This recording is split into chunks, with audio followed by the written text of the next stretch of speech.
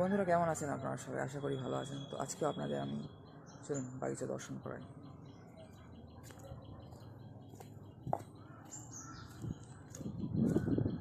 দেখতেই পাচ্ছেন এরকম মানে শীতকালীন একটা পরিবেশ আছে এখানে। এবং শীতকাল বলতে বসন্তকাল স্টার্ট হয়ে গিয়েছে, বাট তাও একটু ঠান্ডা পড়েছে। এক সপ্তাহ মতো হয়তো ঠান্ডা থাকবে হালকা, তাও মনে হচ্ছে একটু কমতে শুরু করেছে। এখানে একটা মাছরাঙা পাখি বসে আছে, দেখুন উড়ে যাচ্ছে। ওই যে ওইদিকে পুকুরের দুটো বাঁশ আছে, ওখানে গিয়ে বসলো।